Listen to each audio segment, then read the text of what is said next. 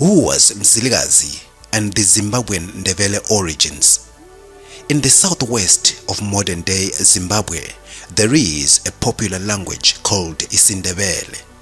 The people are widely known as Amandebele, and the territory is named Matabeleland. At least 20% of Zimbabweans are native speakers of the isiNdebele language, and is the second most common language in Zimbabwe. A large number of people in Zimbabwe's Matabeleland and Midlands provinces speak the language. What are the roots of the Zimbabwean Ndebele language? Various scholars and historians in the politics of the relations between African languages in pre-colonial, colonial, and post-colonial Africa revealed how the Ndebele language has grown and interacted with other languages within the Southern African region. The Ndebele word came into existence as a result of a quite recent yet pre-colonial mass migration of the Nguni people. Ndebele is one of the four main Nguni groups that are isiSwati, Xhosa, and isiZulu. The present-day speakers of Ndebele in Zimbabwe are mostly descendants of the people that King Mzilikazi brought with in the mid-1830s from what is now KwaZulu-Natal in South Africa. Who is King Mzilikazi and why did he migrate from KwaZulu to Matabeleland? Mzilikazi, defined by Patisanyati as Mzilikazi likaMashobana, was born in 1790 in the area between Mkuze and Black Umfolosi rivers in Zululand. He is the son of Machobana Kamangete. Many consider him to be Southern Africa's greatest military leader after Zulu King Shaka. Mzilikazi was appointed chief of the Khumalo clan following the assassination of Mashobane by Zwide. However, upon Dingiswayo's murder, instead of siding with Zwide in exchange for the safety of his people, Mzilikazi declared loyalty to Shaka. Shaka had risen to power as a commander in Dingiswayo's army, acquiring the Zulu chieftainship and gaining control over the Mtetwa Confederacy upon Dingiswayo's death. Mzilikazi proved himself a fearless warrior and swiftly became one of Shaka's advisors. Shaka's trust, however, was misplaced because Mzilikazi aspired to be a ruler himself. He eventually became dissatisfied with his submissive lifestyle and plotted to rescue himself and his people from Shaka. Fortunately, an opportunity arose in 1822 when Shaka deployed Mzilikazi's soldiers to attack Sotho chief Ranisi. Mzilikazi's regiment attacked the Sotho chief's defenseless followers and drove away their cattle herds. Defying Shaka, Mzilikazi refused to hand over the spoils of war and he escaped with his men in June 1822. How did Mzilikazi and his people get the Ndebele name? According to Patisanyati, on the trip from KwaZulu in approximately 1822 to 23, Mzilikazi momentarily joined the forces with Nqaba. Nqaba was a leader of the Nguni-speaking Ndzundza Ndebele community near Middlesbrough.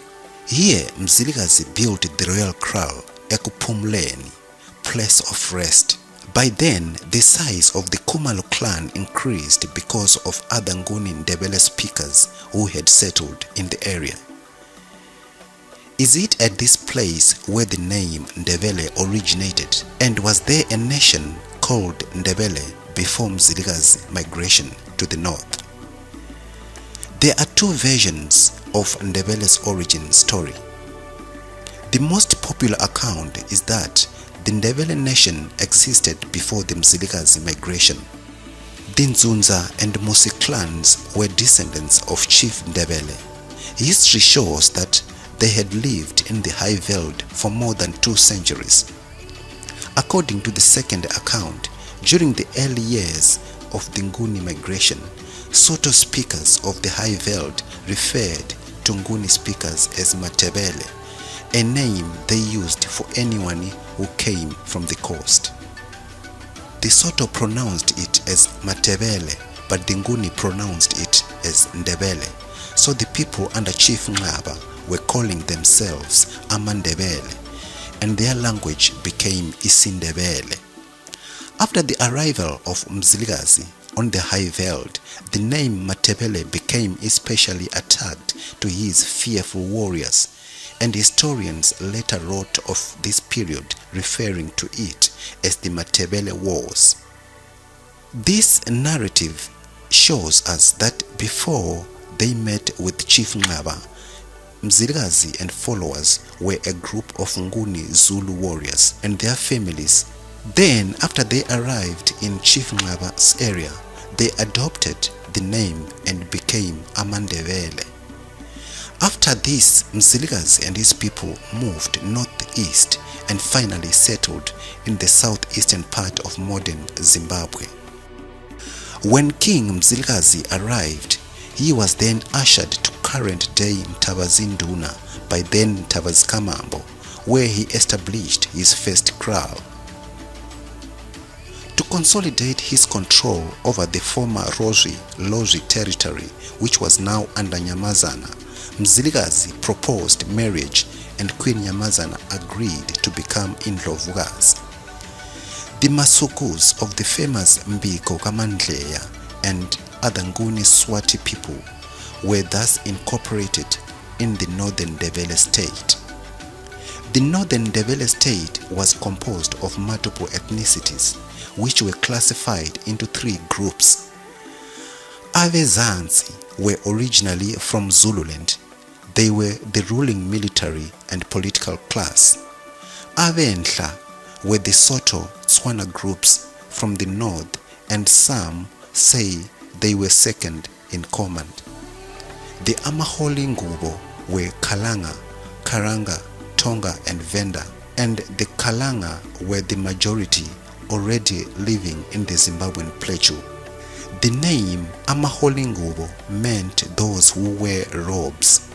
This is because people in the Zimbabwean plateau were already trading with the Portuguese for centuries in various clothes, and as such they adopted Ingubo.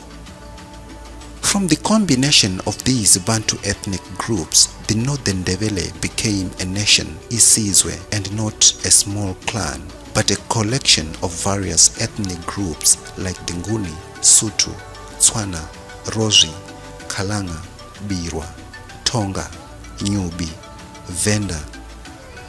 They were also identified as Umtwagazi or Mahlabe Zulu. All these ethnicities adopted the Northern Ndebele language and customs, and some of them, their totems changed. For example, the Tonga Dao clan became Sibanda. The Northern Ndebele state had existed as a centralized political reality in the southwestern part of the Zimbabwean plateau. It was made up of people who were conscious of their Ndebele identity under the Kumalos and spoke Isindebele as their national language. The Northern Ndebele kingdom was the last kingdom in southern Africa to fall into the hands of colonizers during the Anglo-Ndebele War commanded by Lobengula Mzilikazi in 1893 and 94.